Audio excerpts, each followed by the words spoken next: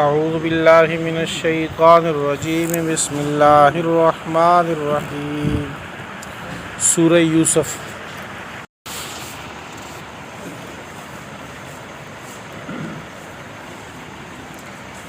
سورہ یوسف سورہ ہود کے بعد اگلی سورت سورہ یوسف ہے۔ سورہ یوسف کا شانی نزول، یعنی یہ سورت کیوں اتری اور کب اتری، تو بنیادی طور پر یہ سورت نازل ہوئی ہے مکہ کے اندر ہجرت سے پہلے۔ یہود نے جن کے پاس کتاب تھی اللہ تعالیٰ کی تورات، ان کا علم موجود تھا یہودیوں کے پاس جو مدینہ میں موجود تھے، انہوں نے مشرکین مکہ کے ذریعے آپ صلی اللہ علیہ وسلم سے یہ سوال اٹھایا تھا کہ آپ ہمیں بتائیں کہ جو حضرت ابراہیم علیہ السلام ہیں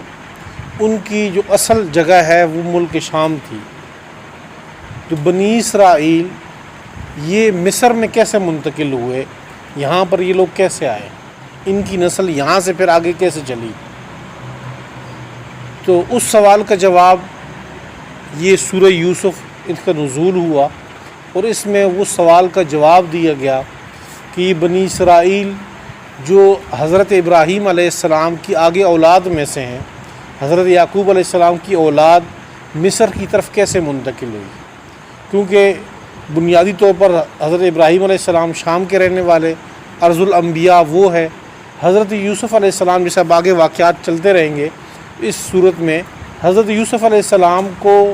بچپن کی میں ان کی بھائیوں نے جس طرح کنویں میں پھینکا، قافلہ اٹھا اور قافلہ مصر تک چلا گیا، مصر میں پھر جا کر جوانی میں حضرت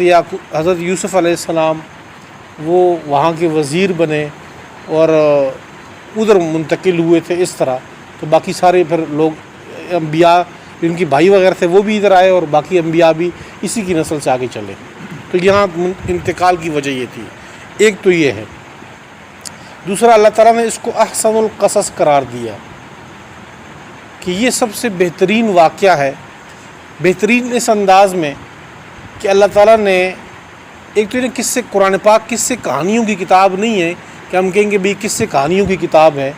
اس میں ہر واقعہ جو سابقہ امتوں کا ذکر ہے اس میں کوئی نہ کوئی عبرت کا مقام ہوتا ہے، کوئی اس امت کو سمجھایا جاتا ہے، کوئی عقیدے دیے جاتے ہیں، اس میں کوئی نظریہ دیا جاتا ہے۔ جس طرح اس سے پہلے جو سورہ ہود تھی، حضرت ہود علیہ السلام خود ایک پیغمبر ہے، اس کے نام بھی پوری سورہ سابقہ موجود ہے، اس سے پہلے والی اس میں بھی انبیاء کے واقعات موجود تھے۔ تو ان انبیاء کا وجہ کہ سابقہ امتوں پہ جو حالات آئے ہیں ان کی کن کن گناہوں کی بدولت ان کی پکڑ آئی ہے، اگر وہ گناہ اس امت میں پائے جائیں تو پکڑ پھر بھی آئے گی۔ تو اور آپ صلی اللہ علیہ وسلم کو تسلی بھی دی گئی تھی اس صورت میں، سابقہ صورت میں۔ تو اس صورت کا بھی بنیادی مقصد یہی کہ کچھ خاص چیزیں، کچھ خاص نظریات اس امت کو تفصیل سے سمجھانا۔ ایک تو یہ کہ اس صورت میں جا بجا آپ دیکھیں گے کہ انبیاء جن کا اللہ کے بعد مقام ہے، یعنی کائنات میں اس میں کسی کا کوئی اختلاف نہیں اس بات میں کہ کائنات میں اللہ کے بعد مقام انبیاء کا ہے، اور انبیاء مقدس ترین ہستیاں، یہ جن کا انجام یقینی ہے، جن کا آخرت میں نجات یقینی ہے۔ باقی کسی کا نجات یقینی نہیں کہ آخرت میں وہ کس طرف جا رہا ہے، جنت کی طرف جا رہا ہے، جہنم کی طرف جا رہا ہے۔ لیکن انبیاء کے بارے میں ہم آنکھیں بند کر کے یہ کہہ سکتے ہیں کہ یہ مقدس ہستیاں دنیا میں بھی کامیاب ہیں، آخرت میں بھی پاکیزہ اور کامیاب ہیں، جنت ان کا مقدر ہے، جنت اللہ کی رضا کے مقام پہ ہوں گے۔ اور چونکہ ان کا براہ راست اللہ تعالیٰ سے رابطہ ہوتا ہے وحی کے ذریعے، کبھی وحی کے بغیر دل پہ القاء، کبھی اللہ سے براہ راست بات چیت گفتگو جیسے کہ حضرت موسیٰ علیہ السلام کی ہوئی، تو اور اس کے علاوہ ان انبیاء کے ہاتھ پہ وقتاً فوقتاً مختلف قسم کے معجزات صادر ہوتے رہے، جیسا کہ حضرت موسیٰ علیہ السلام کا جو معجزہ ہے تفصیلی آپ کے علم میں گزرا ہے کہ اس لاٹھی سے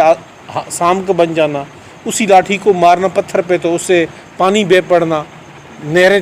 7-8 نکلنا، اسی طرح 12 نہروں کا ذکر ہے، اثنتی عشرہ، تو 12 نہریں اس ایک پتھر سے نکلی تھی. حضرت موسیٰ علیہ السلام نے جب عصا مارا تھا، دریائے نیل پہ وہی لاٹھی ماری تو 12 راستے بن گئے تھے. تو اسی طرح حضرت صالح علیہ السلام نے دعا مانگی تو پتھر سے اونٹنی نکلی. آپ صلی اللہ علیہ وسلم کا جو معجزہ مشہور اقتربت الساعۃ وانشق القمر کہ چاند کی طرف انگلی اٹھائی تو چاند 2 ٹکڑے ہو گیا. تو اس قسم کی معجزات یہ عام شخص کے بس میں نہیں ہے، انبیاء ہی کا یہ مقام ہے کہ اللہ تعالیٰ نے ان کے ہاتھ پہ عجیب قسم کی چیزیں ظاہر کی ہیں. تو اس سے بعض اوقات بندے کو سمجھ آتا ہے کہ شاید اس کائنات میں تصرف، اس کائنات میں جب اتنی مقدس ہستی ہیں یہ، تو شاید اللہ تعالیٰ نے کچھ اختیارات ان کے بھی حوالے کیے ہوں. تو اس صورت میں یہ جا بجا پڑھیں گے، دیکھیں گے کہ انبیاء ہے، ایک پیغمبر ہے اس کے اوپر حالات گزر رہے ہیں، دوسرا ایک بیٹا بھی پیغمبر ہے، باپ بھی پیغمبر ہے، باپ کے اوپر بھی حالات چل رہے ہیں، اور وہ یہاں تک اس غم اور مصیبت سب اس انتہا کو پہنچتے ہیں کہ آنکھوں کی روشنی تک چلی جاتی ہے. والد جو ہے اپنے بیٹے کے فراق میں روتے روتے آنکھیں جو ہے وہ بینائی ختم ہو جاتی ہے، لیکن وہ آزمائش جو اللہ کی طرف سے وہ ختم نہیں ہوتی. تو انبیاء کے اوپر جب آزمائشیں چلتی ہیں تو یہ اس صورت میں ایک سبق امت کو دیے جا رہا ہے کہ آزمائشیں عام لوگوں پہ بھی آ سکتی ہیں، اور کائنات میں جو اصل قوت ہے، اصل پاور ہے، وہ صرف اللہ کی ہے. اللہ کے سامنے سارے ہی عاجز ہیں، خواہ وہ فرشتے ہوں، خواہ وہ عام انسان ہوں، خواہ وہ خاص انسان ہوں، خواہ وہ خاص الخاص انسان ہوں. انبیاء کی شکل میں وہ اللہ کے سامنے عاجز ہی ہیں، اللہ کے سامنے ہی وہ اپنی مشکلات کو دور کرنے کے لیے ہاتھ اٹھاتے ہیں. تو آپ دیکھیں الف لام را تلک آیات الکتاب، یہ آیتیں ہیں کتاب المبین، واضح کتاب کی. انا انزلناہ قرآنا عربیہ، بے شک ہم نے نازل کیا اس قرآن پاک کو عربی زبان میں، لعلکم تعقلون، تاکہ تم سمجھ جاؤ. قرآن پاک عربی زبان میں کیوں نازل ہوا؟ تو اس کی وجہ یہ تھی کہ جس پیغمبر پہ نازل ہونا تھا اس کی مادری زبان عربی تھی، اور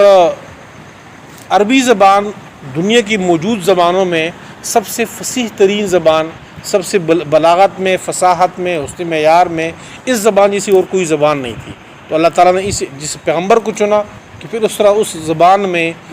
آگے انشاءاللہ اسی پارے کے اندر صورت آ رہی ہے. سورہ ابراہیم میں اللہ جل شانہ فرماتے ہیں کہ جب بھی ہم کسی پیغمبر کی طرف وحی کرتے ہیں تو پیغمبر کی طرف وحی بھی اسی کی زبان میں ہوتی ہے، جس زبان کا وہ پیغمبر ہوتا ہے وہی اسی کی طرف ہوتی ہے. تو یہ قرآن پاک عربی زبان میں آیا، لعلکم تعقلون، تاکہ تم سمجھ جاؤ، کیونکہ پہلے مخاطب اس کے عرب تھے. تو عرب جو ہے وہ آیت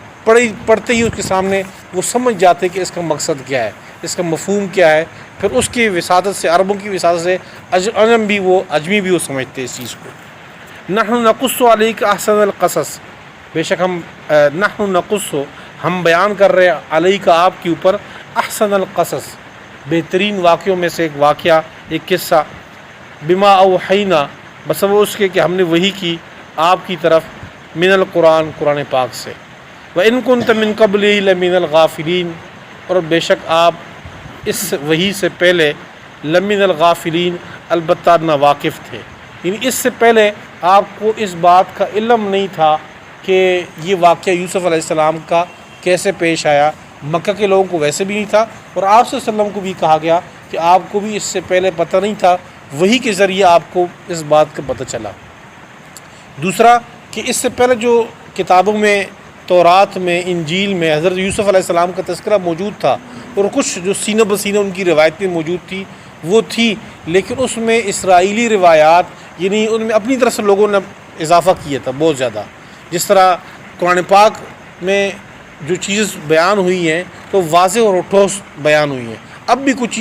لوگوں نے وہ اسرائیلی روایات یہاں تفسیروں میں بھی ذکر کی ہیں جو سابقہ امتوں میں چلتی رہی ہیں. تو ایک تو یوسف علیہ السلام کا جو صحیح مستند واقعہ وہ کیا تھا وہ قرآن پاک نے ذکر کی ہے، کہ باقی باتیں یوسف علیہ السلام کی طرف منسوب کی گئی ہیں وہ غلط. ابتدا یہاں سے ہوئی کہ حضرت یوسف علیہ السلام یہ بچے ہیں، حضرت یعقوب علیہ السلام ان کے والد، اور حضرت یعقوب علیہ السلام کے والد حضرت اسحاق، اور ان کے والد حضرت ابراہیم علیہ السلام. حدیث میں آتا ہے آپ صلی اللہ علیہ وسلم نے اس خاندان کے متعلق، ان انبیاء کے متعلق یوں ارشاد فرمایا کہ الکریم ابن الکریم ابن الکریم ابن الکریم، چار مرتبہ یہ لفظ کریم کا استعمال کیا ہے کہ کریم عزت والا، سخی، بزرگی والا وہ بیٹا ہے بزرگی والے کا، اس کا دادا بھی بزرگ ہے، عزت والا ہے، اس کا پردادا بھی عزت والا ہے۔ تو وہ کون ہے وہ چار؟ تو یوسف ابن یعقوب ابن اسحاق ابن ابراہیم۔ تو یہ چار نسلوں سے یہ انبیاء ہیں، اور پھر یہ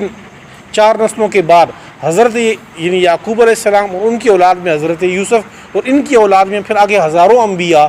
یہ آتے رہے بنی اسرائیل کے اندر، اور موسیٰ علیہ السلام، ہارون علیہ السلام اسی میں جلیل القدر پیغمبر ہیں بنی اسرائیل کے۔ یہ ایک والد کے حضرت یعقوب علیہ السلام کی 12 بیٹے تھے، ان کی 2 بیویاں تھیں، تو ایک سے 10 بیٹے اور دوسری سے جو ہے وہ 2 بیٹے، ایک حضرت یوسف علیہ السلام اور ان کے جو حقیقی بھائی تھے ان کے ساتھ حضرت بنیامین۔ تو یہ 2 بھائی تھے، باقی 10 بھائی وہ دوسری والدہ سے تھے، اللاتí بھائی تھے، باپ شریک بھائی تھے۔ حضرت یوسف علیہ السلام بچپن میں، اور والد کی محبت ان سے بہت زیادہ، اللہ تعالیٰ نے خوبصورتی بھی تھی، ذہانت بھی دی تھی، چونکہ باقی جو بھائی ہیں ان کے بارے میں صحیح قول یہی ہے کہ ان کو اللہ تعالیٰ نے نبوت نہیں دی، باقی بھائیوں کو، ان کو اللہ تعالیٰ نے نبوت دی۔ تو نبوت بعد میں ملنی تھی، لیکن وہ نبی کے بیٹے ہیں اور خود بھی انہوں نے آگے نبی بننا ہے، تو ظاہر بات ہے بچپن سے ہی وہ ایک خوبصورتی بھی اللہ تعالیٰ نے دی، جہاں ذہانت بھی دی اللہ تعالیٰ نے، شرافت، بزرگی، عزت، سب کچھ اللہ تعالیٰ نے ان کو بچپن سے ہی عطا کیا تھا۔ تو والد کی محبت قدرتی طور پر ان کی طرف زیادہ تھی، توجہ زیادہ تھی۔ تو انہوں نے خواب دیکھا کہ 11 ستارے اور سورج اور چاند مجھے سجدہ کر رہے ہیں۔ تو یہ خواب انہوں نے صبح اٹھ کے اپنے والد حضرت یعقوب علیہ السلام کے سامنے بیان کیا کہ ابا جی میں نے خواب دیکھا ہے کہ رات کو 11 ستارے ہیں اور میرے قدموں میں آ کر بیٹھ جاتے ہیں، مطلب سجدہ کرتے ہیں مجھے، اور سورج اور چاند یہ دونوں میرے قدموں میں آ کر مجھے سجدہ کر رہے ہیں۔ تو ظاہر بات ہے کہ حضرت یعقوب علیہ السلام پیغمبر ہیں، اور پیغمبر خواب بالکل صاف ستھرا واضح کہ عام انسان کو بھی سمجھ آ جائے کہ کیا مقصد ہے اس خواب کے اندر، تو وہ تو تھے ہی پیغمبر، وہ سمجھ گئے تھے کہ اللہ تعالیٰ میرے اس بیٹے کو اتنی شرافت دیں گے، اتنی بزرگی عطا فرمائیں گے، اتنی عزت عطا فرمائیں گے کہ باقی 11 بیٹے اس کے قدموں میں آ جائیں گے، ایک، اور دوسرا اللہ تعالیٰ اس کو عزت دیں گے کہ میں، یعنی کہ خود اپنے بارے میں کہا کہ سورج اور چاند یعنی والد اور والدہ دونوں اسی قدموں میں آ کر گر جائیں گے۔ تو اللہ تعالیٰ یعنی یہ بزرگی کی طرف اشارہ تھا، تو اس وجہ سے حضرت یعقوب علیہ السلام اس کی خواب کی تعبیر سمجھ گئے۔ تو انہوں نے یہ کہا کہ خواب چونکہ بالکل واضح ہے، تو آپ بچے ہو، یہ خواب اپنے بھائیوں کے سامنے ذکر نہ کر دینا، چونکہ بھائی ہے آپس میں تو رقابت کا وہ مسئلہ ہو، تو ان کے سامنے اگر آپ یہ بات کرو گے تو کہ ایسا نہ ہو کہ اس کی وجہ سے آپ کو نقصان نہ پہنچ جائے۔ اب یعقوب علیہ السلام دیکھیں کہ یوسف علیہ السلام کو کسی نقصان سے بچانے کے لیے یہ کہہ رہے ہیں کہ آپ خواب ذکر نہ کریں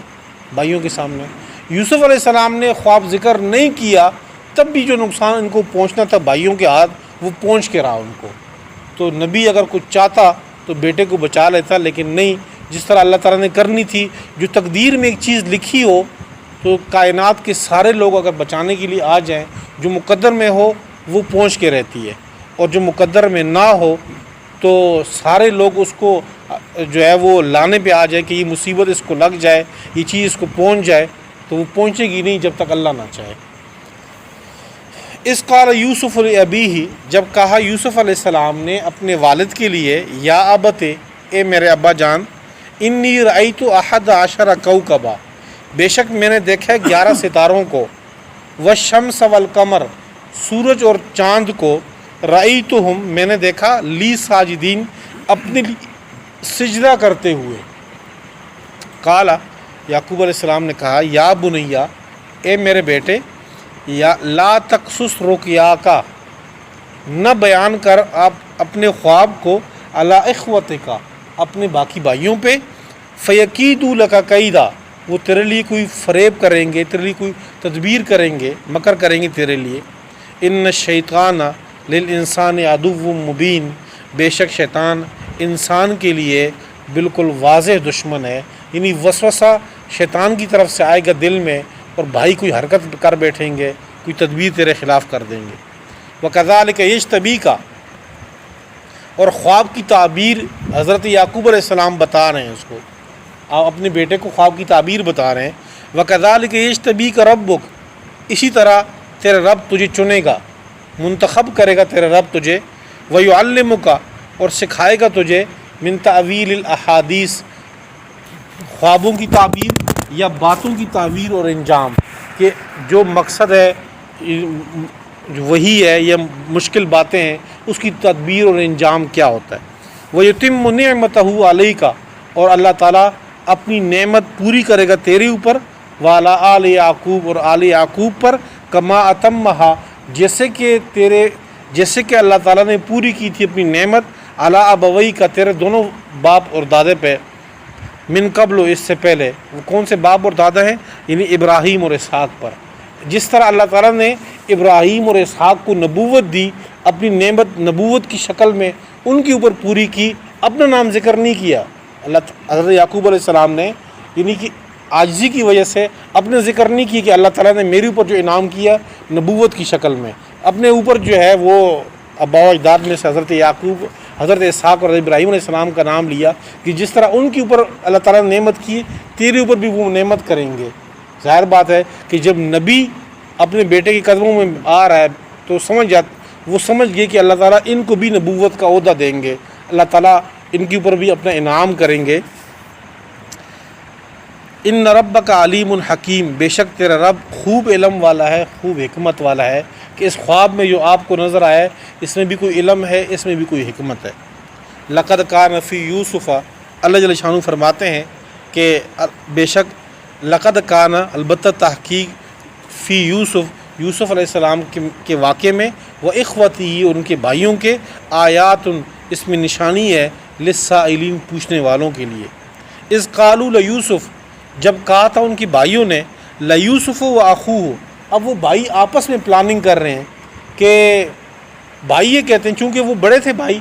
سمجھدار بھی تھے، اور اللہ تعالیٰ نے چونکہ وہ جوان تھے بھائی، تو گھر کے سارا نظام بھی انہوں نے سنبھالا ہوا تھا، تو ان کو اس بات کے اوپر رنجش تھی، ان کو اس بات پہ مسئلہ تھا کہ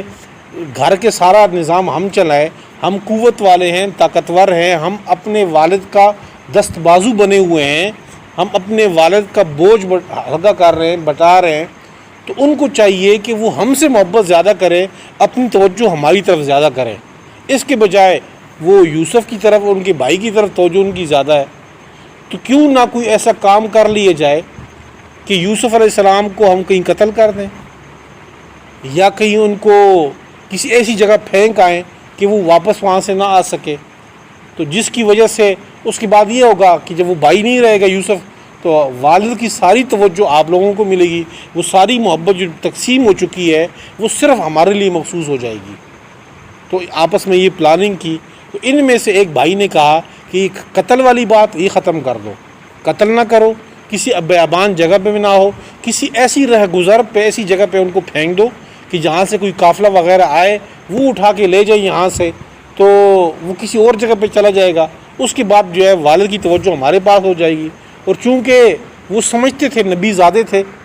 نبی کے بیٹے ہیں، تو سمجھتے تھے کہ ہم کام غلط کر رہے ہیں، تو کہتے ہیں چلو جی اس کام کے بعد ہم توبہ کر لیں گے،